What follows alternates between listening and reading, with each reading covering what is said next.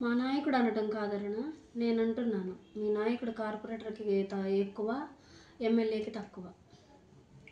మీరు అధికారంలోకి వచ్చి 10 నెలలు అయింది. ఒక ట్రైబల్ పాప ఇష్యూని అడ్డం పెట్టుకొని పొలిటికల్గా డ్రామా చేసి రాజకీయాల్లోకి వచ్చిన మీరు ఈ రోజున ఆ పాప విషయం ఏమన్నా తేల్చారా? అతిగతి లేదు. దీన్నే అంటారు ఏరు దాటాక తెప్ప తగలేయడం అని. నువ్వు జగనన్నను అనే స్థాయా? ఏమనుకుని మాట్లాడుతున్నావు నువ్వు? పెంట కుప్ప మీద ఈగ కూడా లెగవదని చెప్పి మాట్లాడుతున్నావు. జగనన్నకి ఇంటి పేరు వైఎస్ఆర్ అని లేకపోతే పెంట కుప్ప మీద ఈగ కూడా లెగవదని చెప్తున్నావు. నీ బ్రతుకేంటి? నోటి దోల తగ్గించుకో. ఈ నోటి దోల వల్ల నువ్వు మాట్లాడిన మాటల వల్ల మొన్న మీ పార్టీ వాళ్ళు నిన్ను కొట్టి అదే పెంట కుప్పల మీదకి ఇసిరేశారని చెప్పని అనుకుంటున్నారు జనాలు. జాగ్రత్తగా మాట్లాడు.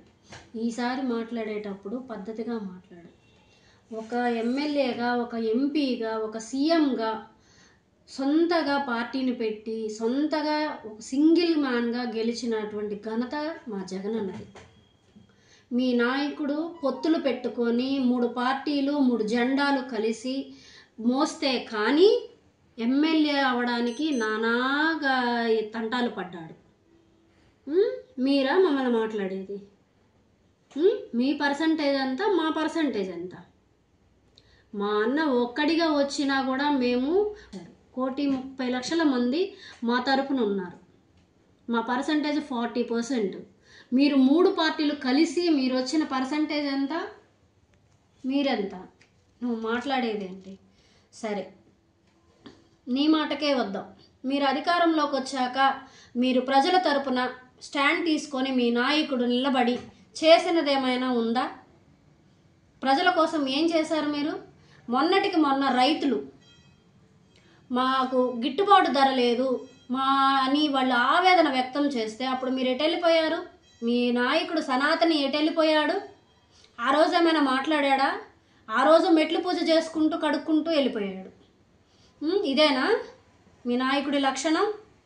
సరే, నిన్నటికి నిన్న స్టూడెంట్స్ గ్రూప్ 2 ఎగ్జామ్స్కి వాళ్ళు మా భవిష్యత్తు పాడైపోతుంది, మా జీవితాలు స్పాయిల్ అయిపోతాయి, మమ్మల్ని కాపాడండి, మాకు న్యాయం చేయండి అని చెప్పని అర్ధరాత్రుల వేళ కూడా రోడ్లు ఎక్కారు. అప్పుడు ఏమైపోయారు మీరు? మీ నాయకుడు ఏం చేశాడు? వెళ్ళి హాస్పిటల్ బెడ్ ఎక్కాడు, నాకు రోగం వచ్చింది, మాయ రోగం వచ్చిందని. ఆ రోజు ఏమైనా నోరు మెదిపాడా? ప్రజలకి ఏం అవసరమో, వాళ్ళు ఏం కోరుకుంటున్నారో అని వాళ్ళ గురించి వాళ్ళు రోడ్లు ఎక్కినప్పుడైనా మీరేమైనా స్పందిస్తున్నారా?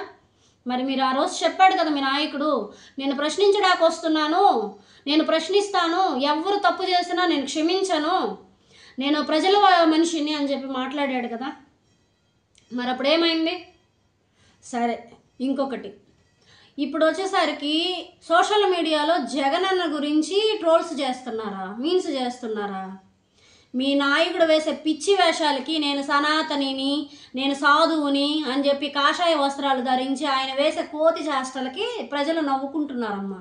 అరుణమ్మ, మీకు కనిపిస్తుందో లేదో ఒకసారి చూసుకోమ్మా, సరి చూసుకొని మాట్లాడు. అర్థమైందా? కేఏ పాల్ను కాదు, మీ పవన్ కళ్యాణ్ని ట్రోల్స్ చేస్తున్నారు జనాలు. ఆయన వేసే పిచ్చి వేషాలకి నవ్వుకుంటున్నారు. ముందు ప్రజలకు ఏం అవసరమో అది చేయడం నేర్చుకోండి. ప్రజల కోసం పోరాడండి అమ్మా.